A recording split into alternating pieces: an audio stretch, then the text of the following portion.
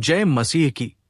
मेरे प्यारे भाइयों और बहनों, आप सभी का स्वागत है मीरास वचन में। आज हम स्मिथ विगलस्वर्थ की प्रसिद्ध पुस्तक एवर इंक्रीजिंग फेथ के अध्याय 16 में प्रवेश करने जा रहे हैं। इस अध्याय का विषय है भविष्यवाणी का वरदान, यानी दी गिफ्ट ऑफ प्रोफेसी। ये अध्याय हमें बहुत महत्वपूर्ण बात सिखाता है कि परमेश्वर ने अपनी कलीसिया को अलग अलग आत्मिक वरदान दिए हैं, और इन वरदानों का उद्देश्य केवल किसी व्यक्ति को विशेष दिखाना नहीं, बल्कि कलीसिया की उन्नति, विश्वास की मजबूती और लोगों के जीवन में परमेश्वर की इच्छा को प्रकट करना है। बाइबल में 1 कुरिन्थियों 12 अध्याय में प्रेरित पौलुस आत्मिक वरदानों के विषय में बात करते हैं। उनमें भविष्यवाणी का वरदान भी शामिल है। लेकिन यहाँ एक बात समझना बहुत जरूरी है। भविष्यवाणी का अर्थ केवल भविष्य की घटनाओं के बारे में बताना नहीं है। भविष्यवाणी का अर्थ है परमेश्वर की ओर से मिली बात को पवित्र आत्मा की अगुवाई में सही समय पर लोगों के सामने रखना।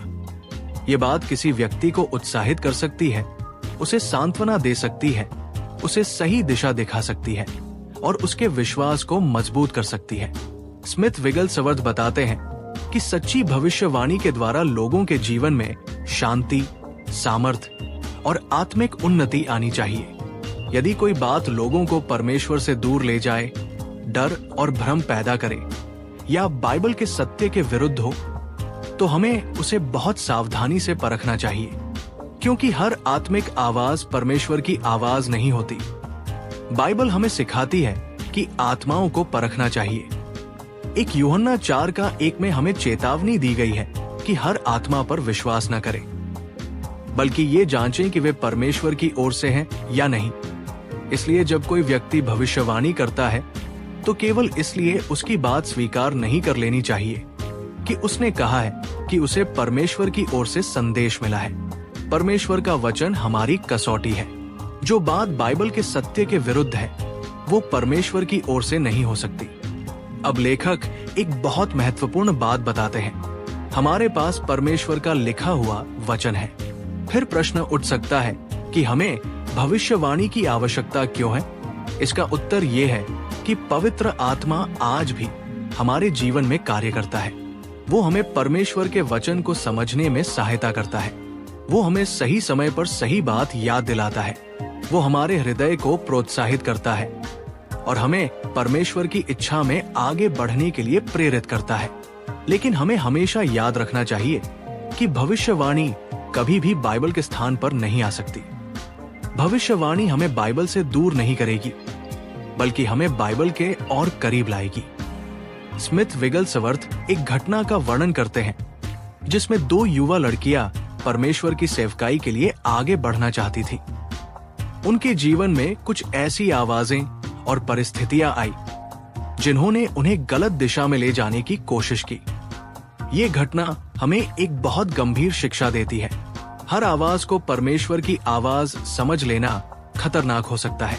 कभी कभी शैतान भी ऐसी बातें हमारे मन में डाल सकता है जो बहुत आकर्षक लगती है। वो हमारे डर, हमारी कमजोरी और हमारी भावनाओं का फायदा उठा सकता है। इसलिए परमेश्वर के बच्चे को केवल आवाज सुनकर निर्णय नहीं लेना चाहिए। हमें ये पूछना चाहिए, क्या ये बात परमेश्वर के वचन के अनुसार है? क्या ये मुझे मसीह के और करीब ले जा रही है? क्या इससे मेरे अंदर विश्वास बढ़ रहा है? क्या इससे मेरे जीवन में पवित्रता और आज्ञाकारिता आ रही है? या फिर ये बात मुझे डर, घमंड, भ्रम और आत्मनिर्भरता की ओर ले जा रही है? यही आत्मिक परख है।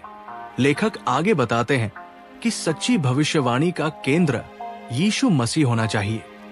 जहां मसीह की महिमा नहीं है, वहां हमें सावधान होना चाहिए। सच्ची आत्मिक बात हमें स्वयं को महान बनाने की ओर नहीं ले जाती। वो हमें ये याद दिलाती है कि यीशु ही सब कुछ है।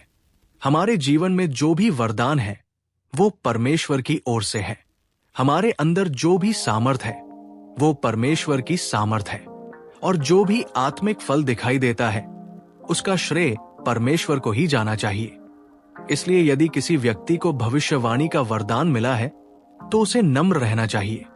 उसे ये नहीं सोचना चाहिए कि अब वो दूसरों से बड़ा या अधिक महत्वपूर्ण हो गया है। वरदान के साथ जिम्मेदारी भी आती है। स्मिथ विगलस्वर्थ एक और अनुभव साझा करते हैं, जिसमें कुछ लोगों ने ऐसी आवाजें सुनी जिन्होंने उन्हें ये महसूस कराया कि वे दूसरों से श्रेष्ठ है। ये बहुत खतरनाक स्थिति है, क्योंकि जब कोई व्यक्ति ये सोचने लगे कि मैं दूसरों से अधिक आत्मिक हूँ, मुझे सब कुछ पता है, या दूसरे लोग मेरे स्तर के नहीं हैं, तब घमंड उसके जीवन में प्रवेश कर सकता है। और आत्मिक घमंड बहुत खतरनाक है। परमेश्वर हमें अपने वरदानों के द्वारा दूसरों की सेवा करने के लिए बुलाता है, न कि दूसरों पर अधिकार जमाने के लिए। सच्ची आत्मिकता में नम्रता होती है।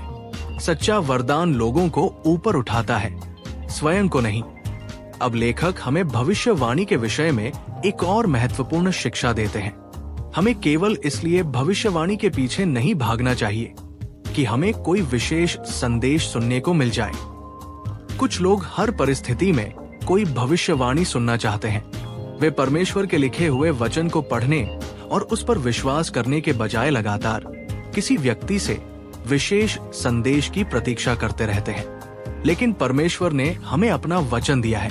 हमें पहले से दिए गए सत्य पर विश्वास करना सीखना चाहिए।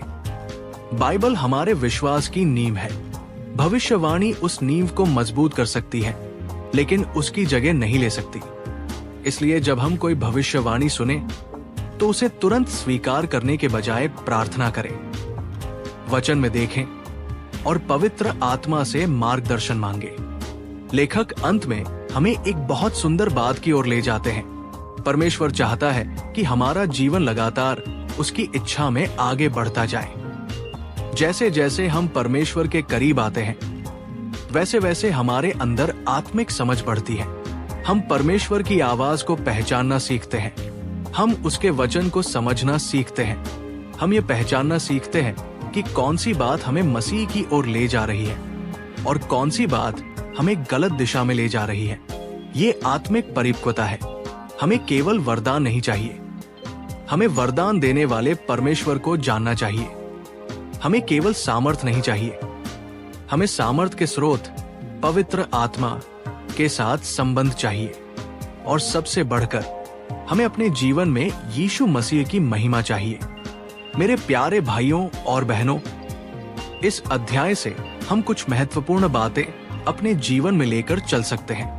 पहली बात, परमेश्वर आत्मिक वरदान देता है। दूसरी बात, हर आत्मिक आवाज परमेश्वर की आवाज नहीं होती, इसलिए परखना आवश्यक है। तीसरी बात, भविष्यवाणी कभी भी परमेश्वर के लिखित वचन से ऊपर नहीं हो सकती। चौथी बात, सच्ची भविष्यवाणी हमें यीशु मसीह की ओर ले जाती है और विश्वास, सांत्वना और आत्मिक उन्नति देती है।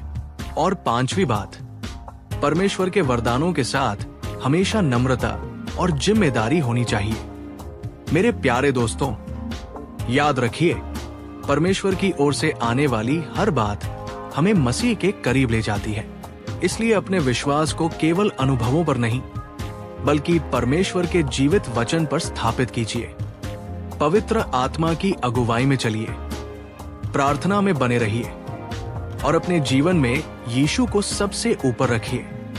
यदि आपको ये अध्याय और ये संदेश आशीषित कर रहा है, तो मीरास वचन को जरूर सुनते रहिए और इस संदेश को उन लोगों तक भी पहुंचाइए जिन्हें इसकी आवश्यकता हो सकती है।